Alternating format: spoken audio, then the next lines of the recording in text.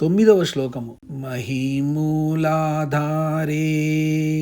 కమపి మణిపూరే హుతవహం స్థితం స్వాదిష్టానే హృది మరుతమాకాశముపరి మనోపి భ్రూమధ్యే సకలమపి భిత్వా కులపతం సహస్రారే పద్మే సహరహసి పత్యా విహరసి. ఈ శ్లోకంలో శంకరులు శ్రీదేవిని ధ్యానించే 3 విధాలలో ఒకటైన సూక్ష్మ ధ్యానాన్ని గూర్చి చెప్పారు. కుండలినీ శక్తిగా శ్రీదేవి రూపాన్ని దీనిలో వర్ణించారు. కుండలినీ రూపయైన శ్రీదేవి సాధకుడి యోగ ప్రక్రియలో పైకి లేచి సహస్రార పద్మంలో బిందు స్థానంలో శివతత్వముతో ఏకత్వమును పొందే స్థితికి సంబంధించిన వర్ణన ఈ శ్లోకంలో ఉంది. అమ్మా శ్రీదేవి మూలాధారి అంటే మూలాధార చక్రమునందు మూలాధార చక్రము గుదస్థానములో ఉంటుంది. మహీం అంటే భూమి యొక్క తత్వమును, మణిపూరే అంటే మణిపూరక చక్రమందు నాభిస్థానంలో వెనుక ఉంటుంది. కం అపి జలతత్వమును, స్వాధిష్టానే స్వాధిష్టాన చక్రమందు స్థితం ఉన్న హుతవహం అగ్నితత్వమును, హృది అంటే హృదయాకాశమైన అనాహత చక్రము హృదయములో ఉంటుంది. మరుతము వాయుతత్వమును, ఉపరి అంటే ఆ చక్రానికి పైన ఉన్న విశుద్ధి చక్రము కంఠస్థానీయము. ఆకాశము అంటే ఆకాశతత్వమును, భ్రూమధ్యే కనుబొమ్మల మధ్యమందున్న ఆజ్ఞాచక్రము భ్రూమధ్యములో ఉంటుంది. మనః ప్లస్ అపి మనస్తత్వమును కూడా సకలము సమస్తమైన కులపథము కులమార్గమైన సుషుమ్నా మార్గాన్ని భిత్వా ఛేదించుకుని వెళ్ళి సహస్రారే పద్మే సహస్రారమనే కమలములో రహసి ఏకాంతముగా పత్యా సహా నీ భర్త అయిన సదాశివునితో కలిసి విహరిస్తున్నావు. అమ్మా భగవతి, నీవు మూలాధార చక్రములో భూమితత్వాన్ని, మణిపూరక చక్రంలో ఉదకతత్వాన్ని, స్వాధిష్టాన చక్రంలో అగ్నితత్వాన్ని, అనాహత చక్రంలో వాయుతత్వాన్ని, విశుద్ధి చక్రంలో ఆకాశతత్వాన్ని, ఆజ్ఞా చక్రంలో మనస్తత్వాన్ని సుషుమ్నా మార్గంలో ఛేదించి సహస్రార పద్మంలో నీ భర్త అయిన సదాశివుడితో కలిసి విహరిస్తున్నావు. ఈ శ్లోకంలో పరాశక్తిని ఉపాసించే సందర్భంలోని యోగ సాధనా తత్వము పొందికగా ఇముడ్చబడింది. బ్రహ్మాండమును ఆవరించి సమిష్టి రూప కుండలినియే త్రిపుర సుందరి ఆమయే పిండాండమందు శరీరమునందు వ్యష్టి రూపమైన కుండలిని. 1 మహీమూలాధారే మనోపి భ్రూమధ్యే. మూలాధార చక్రము నుండి ఆజ్ఞాచక్రం వరకు ఉన్న 6 చక్రాలకు కులపథము అని పేరు. కులపథాన్నే సుషుమ్నా అంటారు. ఈ చక్రాలు 6. ఉపాసకులు కొందరు శ్రీదేవిని అంటే అమ్మవారిని తమ శరీరమునందే ఉన్న కుండలినీ రూపంగా గ్రహించి యోగ సాధనలో ఆమెను ఉత్తిత్తగా చేసి అంటే సహస్రారం వరకు సాగిన దానిగా చేసి ఆ ప్రక్రియలో కరిగిన సహస్రార చంద్ర మండలామృతముతో తృప్తి పొందుతారు. శ్రీదేవిని వారు ఈ విధంగా ఉపాసిస్తారు. ఈ యోగ సాధన ప్రక్రియ గురించి ఈ శ్లోకంలో తర్వాతి శ్లోకంలో శంకరులు వివరించారు. ప్రస్తుత శ్లోకము కుండలినీ యోగానికి అత్యంత ప్రధానమైనది. ప్రతి వ్యక్తిలోనూ ఉండే కుండలినీ శక్తి రూపంలోని శ్రీదేవి యోగ సాధనా పద్ధతిలో ఏ విధంగా చెలించి సాధకుణ్ణి తరింపచేస్తుందో ఈ శ్లోకంలో సంక్షిప్తంగా చెప్పబడింది. సౌందర్యలహరిలోని శ్లోకాలలో ఇది ఉన్నతమైనది. కుండలిని యోగ రహస్యము, మూలాధారాది షట్చక్రములు తత్వములను గూర్చి ఇందులో చెప్పబడింది. షట్చక్రములు ఉపాసకుడి సాధనలో సుషుమ్నా నాడి ద్వారా కుండలినీ శక్తి అనే దేవి వెన్నెముక క్రింది కొస నుండి బ్రహ్మరంధ్రం వరకు ఆరోహణము చెందుతుంది. ఆరోహణము జరిగేటప్పుడు సాధకుడిలో జరిగే మార్పులు ఈ శ్లోకంలో చెప్పబడ్డాయి. సుషుమ్నా మార్గంలో కొన్ని నిర్దేశక బిందువుల వద్ద పంచభూతాల్ని మనస్సుని నియంత్రించే శక్తి ఈ నాడీ కేంద్రాలు ఉంటాయి. వీటినే షట్చక్రాలు అంటారు. 1 మూలాధార చక్రము, 2 స్వాధిష్టాన చక్రము, 3 మణిపూరక చక్రము, 4 అనాహత చక్రము, 5 విశుద్ధ చక్రము, 6 ఆజ్ఞా చక్రము అని 6 చక్రాలున్నాయి. ఈ చక్రాలకు ఈ పేర్లు రావడానికి గల కారణాలను ఈ విధంగా వివరించదు. 1 మూలాధార చక్రము. దీనిని ఆధార చక్రం అని కూడా అంటారు. ఇది వెన్నెముక క్రింది కొన వద్ద అంటే గుద స్థానములో ఉంటుంది. ఈ చక్రము సర్వాధారభూత చక్రము కాబట్టి ఇది మూలాధార చక్రం అని రుద్ర రహస్యం అనే గ్రంథములో ఉంది. ఈ మూలాధార చక్రము పృథ్వీతత్వము కలది. మనము కూర్చున్నప్పుడు మన శరీర భారం అంతా ఈ బిందువు వద్దని ఆధారపడుతుంది. ఆధార బిందువు వద్ద ఉండే చక్రము కాబట్టి దీన్ని ఆధార చక్రము అని అంటారు. దీనిని సాధించిన యోగికి గట్టి గోడలను సైతము దారి చేసుకొని పోగల శక్తి వస్తుంది. మూలాధార పద్మము 4 దళములు కలిగి ఉంటుంది. ఈ పద్మకర్ణిక యందు కులకుండలము అనే పేరు గల బిందువు ఉంటుంది. దీని యందు ముఖాన్ని కప్పుకొని కుండలినీ దేవి ఎల్లప్పుడూ నిద్రిస్తూ ఉంటుంది. కుండలినీ దేవి ఉండడానికి ఆధారము కాబట్టి సుషుమ్నా నాడి ద్వారా తీరడానికి మొదలు మూలము కాబట్టి దీనికి మూలాధారమని పేరు వచ్చిందని లలితా భాష్యంలో చెప్పబడింది. మూలే గుదస్థానే అని చెప్పబడింది. అనగా గుదస్థానములో మూలాధార చక్రము ఉంటుంది. పృథ్వీతత్వమైన మూలాధారము లేనిచో దేహము క్రింద పడుటయో లేక పైకి ఎగురుటయో జరుగుతుంది. 2. మణిపూర చక్రము. ఈ చక్రానికి అధిష్టాన దేవతగా ఉన్న భగవతి మణికాంతులతో ఈ ప్రదేశాన్ని నింపుతుంది కాబట్టి దీనికి మణిపూర చక్రమని పేరు వచ్చింది. మణిపూర చక్రము జలతత్వము కలది. మణిపూర చక్రము నాభికి వెనుక ఉంటుంది. మణిపూర పద్మము 10 దళములు కలిగి ఉంటుంది. సమయాచారాన్ని పాటించేవారు దేవిని ఇక్కడ ధ్యానిస్తూ మానసిక పూజలో మనులు సమర్పిస్తారు. అందువల్ల దీనిని మణిపురం అని కొందరు అంటారు. దీనిని జయించే సాధకునికి నీటిపై తేలడము, నడవడము మొదలైన శక్తులు అలవడతాయి. 3వది స్వాధిష్టాన చక్రము. భగవతి అయిన కుండలినీ శక్తి స్వాధిష్టాన చక్రములో తాను స్వయంగా అధిష్ఠించి గ్రంథి కల్పనము చేస్తుంది కాబట్టి దీనికి స్వాధిష్టానమని పేరు. కుండలినీ మార్గంలో ఉన్న రుద్ర గ్రంథి స్వాధిష్టాన చక్రం యొక్క అగ్రసీమలో ఉందని యోగదీపిక అనే గ్రంథంలో ఉంది. రుద్రగ్రంథి ఆజ్ఞాచక్రము చివర ఉందని లలితా సహస్రము చెబుతోంది. స్వాధిష్టాన చక్రము అగ్నితత్వము కలది. స్వాధిష్టానము లింగమూలే అని ఆగమాల్లో ఉంది. ఈ చక్రము ఉపస్థము వెనుక లింగమూలంలో ప్లీహము ఉండే ప్రాంతములో ఉంటుంది.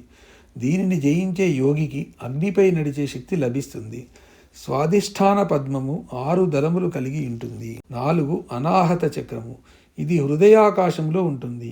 ఇక్కడ అనాహత నాదము పుడుతుంది కాబట్టి దీనికి అనాహత చక్రం అని పేరు వచ్చింది. అనాహత చక్రము వాయుతత్వము కలది. ఇది హృదయంలో ఉంటుంది. అనాహత పద్మము 12 దళములు కలది. హృదయే నాహతం చక్రం అని అనాహత చక్రము హృదయ స్థానంలో ఉంటుందని ప్రసిద్ధి. దీన్ని జయించిన యోగి వాయువు యొక్క దెబ్బకు లొంగడు. ఆ యోగికి వాయువులో తేలే శక్తి లభిస్తుంది. 5 విశుద్ధి చక్రము.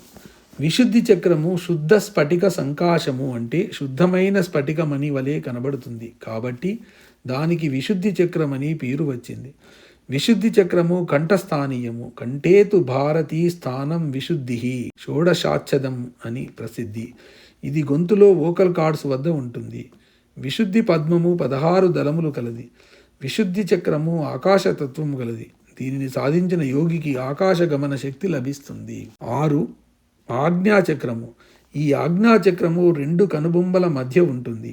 ఆజ్ఞాచక్రంలో పరమేశ్వరి విషయకంగా కొంచెము జ్ఞానం లభిస్తుందట. అందువల్ల దీనికి ఆజ్ఞాచక్రం అని పేరు. ఆంగ్ జ్ఞా ఆజ్ఞ. ఆంగ్ అనేది కొంచెము అనే అర్థంలో వస్తుంది. జ్ఞా అంటే జ్ఞానం అని అర్థం. మొత్తముపై ఆజ్ఞ అంటే కొద్దిపాటి జ్ఞానం అని అర్థము. భగవతి శ్రీదేవి ఆజ్ఞాచక్రంలో నివసించి కొంచెము జ్ఞానాన్ని ఇస్తుంది కాబట్టి ఇది ఆజ్ఞాచక్రము. ఆజ్ఞాచక్రము మనస్తత్వము గలది. ఆజ్ఞా పద్మము 2 దళములు గలది. భ్రూమధ్యే ద్విదళం చక్రం ఆజ్ఞా సంజ్ఞం ప్రచక్షతి అని ప్రసిద్ధి. ఇక్కడనే జ్ఞానకిరణము ఉదయించి మెరుపు తీగ వలె కనబడి 3 లిప్తల కాలమే నిలిచి బ్రహ్మగ్రంథిని ఛేదించి సహస్రారానికి పోతుంది. ఈ విధమైన 6 చక్రాలున్నాయి. ఆధార చక్రం నుండి సహస్రారం వరకు ఉన్న సమస్త జ్ఞానాన్ని తెలిసిన వ్యక్తి ఆశాంతము తెలిసిన వాడంటారు. ఆశాంతము అంటే ఆ నుండి సా వరకు తెలియడము అని అర్థం. ఆ నుండి అంటే ఆధార చక్రం నుండి, సా అంటే సహస్రారం వరకు తెలియడము. దీన్నే ఆమూలాగ్రం అని కూడా అంటారు. ఆ మూల అంటే మూలాధారము నుండి, అగ్రము అంటే కొనపై ఉన్న సహస్రారం వరకు అని భావం. ఆమూలాగ్రము ఆశాంతము అనే పదాల చరిత్ర ఇది. 2 సకలమపి భిత్వా కులపథం. కులపథం అంటే పైన చెప్పిన మూలాధార చక్రము నుండి ఆజ్ఞాచక్రం వరకు ఉన్న 6 చక్రాలు. కులపతాన్నే సుషుమ్న మార్గమని కూడా పిలుస్తారు. కుండలినీ శక్తి ఈ 6 చక్రాల్ని ఛేదించి సహస్రారంలో ప్రవేశిస్తుంది. వెన్నెముకకు ఎడమ ప్రక్కన ఐడా నాడి, కుడి ప్రక్కన పింగళా నాడి, మధ్య సుషుమ్నా నాడి ఉంటాయి. ఇవి వెన్నెముక యొక్క పై చివరి వరకు వ్యాపించి ఉంటాయి. సుషుమ్నా నాడి ద్వారా మూలాధారముతో మొదలై సహస్రారముతో అంతమొందుతుంది. 3. సహస్రారే పద్మే సహరహసి పత్యా విహరసే. సహస్రారం. ఈ సహస్రారము మన శిరస్సు లోపల పైభాగమునందు ఉండే బ్రహ్మరంధ్రము ప్రాంతంలో ఉంటుంది. దీనినే లలితా సహస్రనామంలో రహోయాగ క్రమారాధ్య అని చెప్పబడి. ఇక్కడ వామకేశ్వర తంత్రంలో వర్ణించబడిన కుండలిని శక్తి గురించిన రహస్యాన్ని కొద్దిగా తెలుసుకోవాలి. ఈ కుండలిని శక్తి రుద్రగ్రంథిని, విష్ణు గ్రంథిని, బ్రహ్మగ్రంథిని 6 చక్రాల్ని ఛేదించుకొని సహస్రారంలో ప్రవేశిస్తుందట. లలితాదేవికి కుండలిని అనే ఒక నామము లలితా సహస్రనామంలో ఉంది. కుండలిని శక్తి పైన చెప్పిన విధంగా 6 చక్రాల్ని ఛేదించుకొని సహస్రారాన్ని చేరి సహస్రదళ పద్మంలో సదాశివుడితో కలిసి సంతోషాన్ని పొందుతుంది. ఆ స్థితిలో ఉన్న శక్తిని పరాశక్తి అంటారు. ఆ పరాశక్తి సాధకులకు నిత్య సుఖాన్ని కల్పిస్తుంది. ఇది కుండలిని శక్తి మూలాధార చక్రంలోని నిత్య నివాసం కలిగి ఉంటుందని సాధకులు చెబుతారు. యోగ సాధనా ప్రక్రియ విశేషం. చిన్నప్పుడు సంధ్యావందనములో గాయత్రి అనే పరాశక్తిని ఉపాసించే విధానము నేర్పిస్తారు. శంకరుడు ఈ 9-10 శ్లోకములలో చెప్పిన ఉపాసనా మార్గమునకు ఉపనయన కాలంలో నేర్చుకున్న గాయత్రి ఉపాసనకు తేడా లేదు. బ్రహ్మాండ పిండాండములను ఆశ్రయించి సకల కార్యములను చేసే పరతత్వము ఒకటి ఉంది. మిగిలిన అన్ని తత్వాలు అందులోనే లీనమవుతాయి. పరమశివుడు త్రిపుర సుందరి అనే శక్తితో కూడి ఉండనప్పుడు ఎలాగైతే కదలలేడో అలాగే జీవుడు కూడా కుండలిని క్రియాయోగము లేనప్పుడు శవప్రాయుడవుతాడు. శరీరంలో ప్రతి అవయవ భాగము చేసే పని కుండలిని పనియే.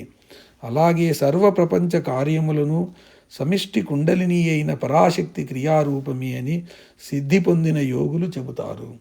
దీనికి ప్రాణాయామం ద్వారా ప్రాణశక్తిని వశపరుచుకోవడమే ముఖ్య సాధనము. యోగి ప్రాణాయామ క్రియ సహితముగా ధ్యానమగ్నుడై ప్రాణశక్తిని శక్తి కేంద్రాలలో మొదటిదైన మూలాధార చక్రాన్ని సాగిస్తాడు. ఆ విధంగా మూలాధారంలో 3.5 చుట్లుగా ఉన్న కుండలిని పైకి లేపుతాడు. ఆ లేచిన కుండలిని సుషుమ్నా దారిలో పైకి వెళ్ళేటప్పుడు రుద్ర, విష్ణు, బ్రహ్మ గ్రంథులను ఛేదించుకొని వెళుతుంది. లలితా సహస్రం మాత్రము ఈ వరుసను బ్రహ్మ, విష్ణు, రుద్ర గ్రంథులుగా పేర్కొంది. సామాన్యుల యందు ఆ ప్రాణశక్తి ఐడా, పింగళ దారి అని వ్యర్థమవుతుంది. సక్రమంగా అభ్యసించిన వారిలో ఈ ప్రాణశక్తి కుండలిని లేపి సుషుమ్నా మార్గం గుండా బ్రహ్మరంధ్రానికి తీసుకొని వెళ్ళడానికి సాయపడుతుంది. శ్లోకంలో నీవు అంటే బ్రహ్మరంధ్రంలో త్రిపుర సుందరి అని, శరీరంలో కుండలిని అని భావము. నీ పతి అంటే బ్రహ్మాండంలో శివుడు అని, శరీరంలో అవిద్య లేని జీవుడు అని అర్థము. సహస్రారము పద్మము అంటే శ్రీచక్రము పైభాగము అందలి బిందువు అంటే శివుడు లేదా మాయామలము లేని జీవుడు. సహస్రారము పద్మము గాని దాని దళములలో మాతృకా వర్ణములు ఏబదియు 20 సార్లు అమర్చగా 1000 దళములను అవి అలంకరిస్తాయి. శుద్ధ విద్య అనే పేరుగల జ్ఞాన స్వరూప శక్తి సదాశివ తత్వముతో కలిసి సాధాక్య అవుతుంది. అదే పరమాత్మ. ఇది 26వ తత్వము. దీన్ని అనుభవిస్తున్నప్పుడే సాధకుడు నిర్వాణాన్ని అనగా జీవన్ముక్తిని పొందుతాడని అంటారు. ఈ నిర్వాణాన్ని పొందడాన్ని ఈ శ్లోకంలో దేవి తన భర్తతో సహస్రారంలో రహస్యంగా విహరించడమని చెప్పారు. ఈ శ్లోకంలోని యోగ సాధన మార్గము. కుండలిని యోగ సాధన మార్గములో ప్రాణాపానముల మధ్య సమన్వయము ద్వారా సాధకుడిలోని తేజోమయ జీవశక్తి ధర్మామీటరులోని పాదరసం వలె సుషుమ్నా మార్గంలో పైకి లేస్తుంది, అంటే ఆరోహణ చెందుతుంది. ఈ ఆరోహణలో కుండలిని రూప భగవతి మూలాధారం వద్దకు వచ్చినప్పుడు ఆ చక్రాన్ని నియంత్రించే భూమి తత్వాన్ని ఛేదిస్తుంది. అలా స్వాధిష్టానం వద్ద అగ్నితత్వాన్ని, మణిపూరం వద్ద జలతత్వాన్ని, అనాహతం వద్ద వాయుతత్వాన్ని, విశుద్ధి చక్రం వద్ద ఆకాశతత్వాన్ని, ఆజ్ఞాచక్రం వద్ద మనస్తత్వాన్ని ఛేదించి అన్నిటికన్నా పైన శిరస్సు వద్ద ఉండే బ్రహ్మరంధ్రం వద్ద ఉన్న సహస్రార పద్మములో ఒంటరిగా ఉన్న శివుడిని చేరి ఐక్యమవుతుంది.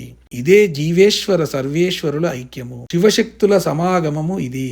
ఇది సాధకుల మోక్షానంద స్థితిని తెలియజేస్తుంది. ఈ స్థితిలో సాధకుడు మనస్సుకు శరీరానికి అతీతుడుగా ఉంటాడు. బంధాలన్నీ పోయి జీవన్ముక్తుడు అవుతాడు. ఈ శ్లోక పారాయణ ఫలము పంచభూతములను జయించుట. నైవేద్యము పాల పాయసము.